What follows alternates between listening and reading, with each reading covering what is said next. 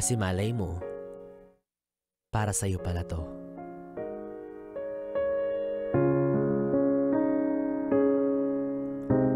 For my Thea.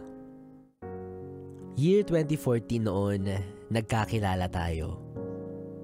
Classmate kita at bilang mga bagong kaklase ko, naninibago ako. Hindi ako masyadong nakikipag-usap sa inyo lalo na't may sarili kang grupo, habang ako naman ay wala. Palagi lang akong mag-isa sa kantin. Aakyat sa room mag-isa at uuwi rin ng mag-isa. Ganon na yung routine ko sa araw-araw kaya hindi ko na rin hiniling pa na magkaroon ng isang taong kakausapin ako. Pero isang araw, kinausap mo ko, Thea. Nanghihiram ka ng red ballpen kasi mag-check tayo ng summative test natin sa Filipino at kailangan red ballpen. Kasi kung hindi, magagalit si Ma'am Castro. Buti na lang at talagang may isang balot ako ng mga ballpen na may iba't ibang kulay, kaya hindi na ako nagdalawang isip na pahiramin ka. Pagkatapos natin mag-check, inabot mo na ito sa akin at nagpasalamat ka.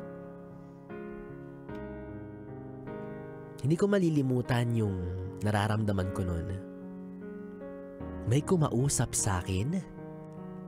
May nanghiram ng gamit sa akin? Takang-taka talaga ako kasi kung tutuusin, isang nerd talaga ang gaya ko. Lumipas sa mga araw, tamang sulyap lang ako sa'yo habang kausap mo yung mga kaibigan mo. Naririnig ko yung kwentuhan ninyo lalo na yung minsang nadulas ka papasok ng subdivision ninyo at muntingan ka pang madumausdos sa dumi ng mga aso. Sa loob-loob ko, natatawa na rin talaga ako pero ang mas nakakamangha, hindi ka nahihiya sa mga kwento mo sa kaibigan mo. Lumipas ang ilang mga buwan, mag-grade 8 na tayo. Nalungkot ako ng sobra. Hindi na kita kaklase. Hindi na rin kita makikita araw-araw. Minsan, nakasalubong kita kaso mabilisan lang. Nagkakatagpo man tayo, Thea, pero sobrang bilis lang talaga. Pero noong nalaman ko na sasali ka sa declamation contest sa school, pumunta talaga ako kung saan yung venue. Napanood kita.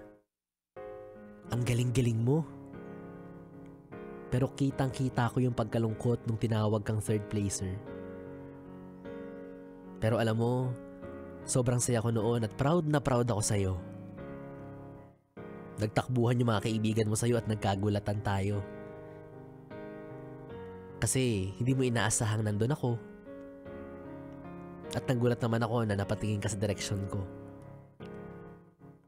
Napatungo agad ako kasi sobra akong nahihiya sa'yo eh. Tapos pagtingin ko sa'yo, paalis na kayo ng mga kaibigan mo kaya umalis na rin ako. Tumagal na naman ang ilang mga buwan, ngunit ngayon, iba na yung nararamdaman ko. Kaya nilakasan ko na yung loob ko na magtanong sa isa sa mga kaibigan mo. Tinanong ko kung hindi ka na ba pumapasok o sadyang hindi lang talaga kita naaabutan. At nalaman ko nga na umalis na kayo ng Pilipinas. Pumunta na raw kayo ng New Zealand kung saan nagtatrabaho yung papa mo. Sa puntong yun, nawala yung kaba ko. Pero syempre, nalulungkot ako na hindi na kita makikita simula noon. Moving up ceremony. Lahat masasaya pero ako parang may kulang. Nakaupo lang ako sa isang tabi nang biglang may naririnig akong boses sa hindi kalayuan. Nakita kita na nakikipagharutan sa mga kaibigan mo. Masayang masaya ako. At masayang masaya ka at ako rin. Masayang masaya na makita ka ulit.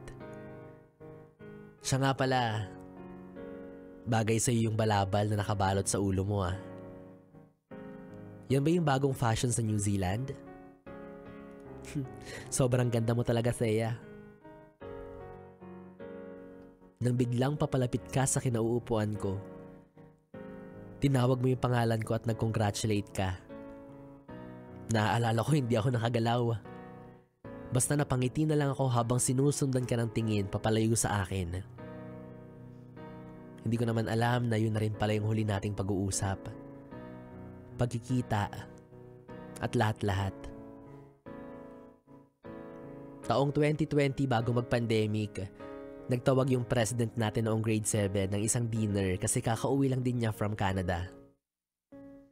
Nakalimutan ko na nga rin na naging kaklase pala kita noon. Pero inaabangan kita na nandoon ka rin.